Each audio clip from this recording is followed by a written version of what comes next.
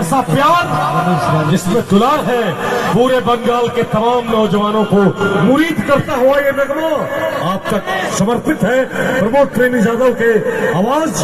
और प्रियंका जी के दिलकश अंदाज में। आइए सुनते हैं ये दर्द भरा के प्रमोद प्रेमी यादव एंड प्रियंका राय।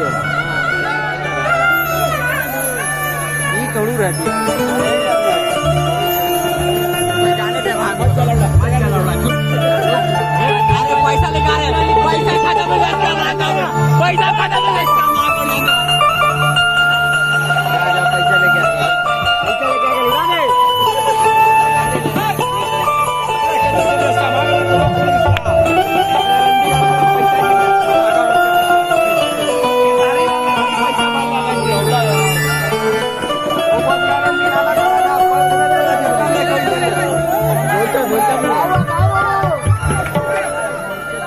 साहब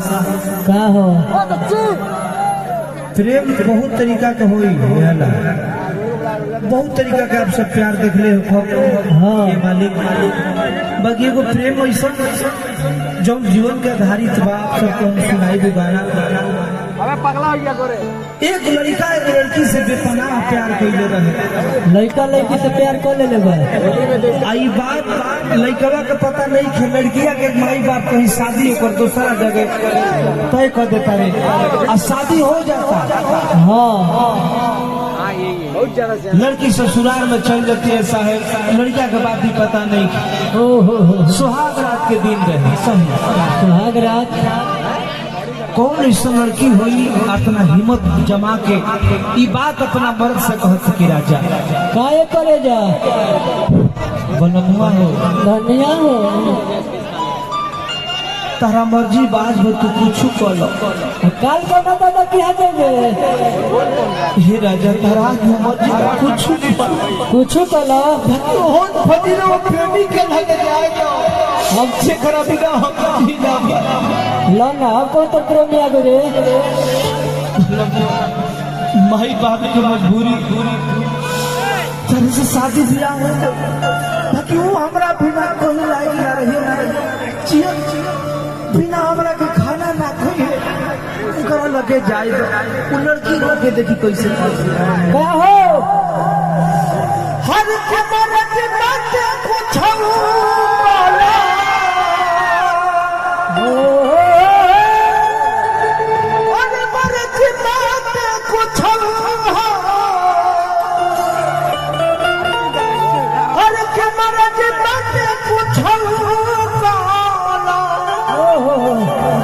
सुहाग रात भार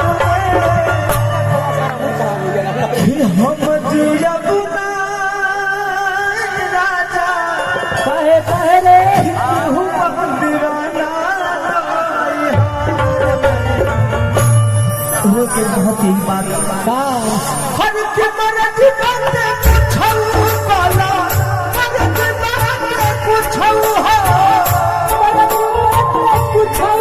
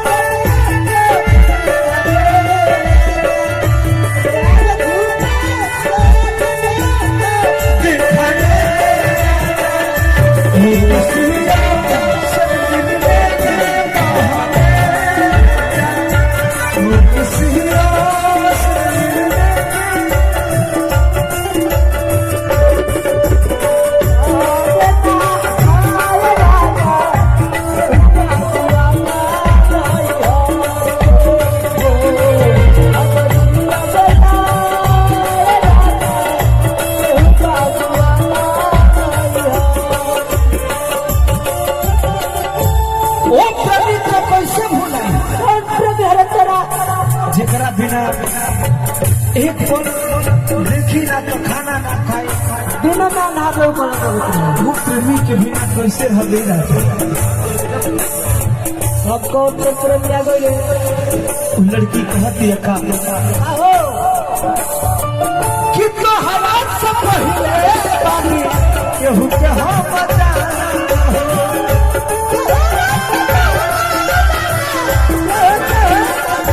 कि मुझे कैसे बोले पानी दिल से भागा उन्हें कैसे बदले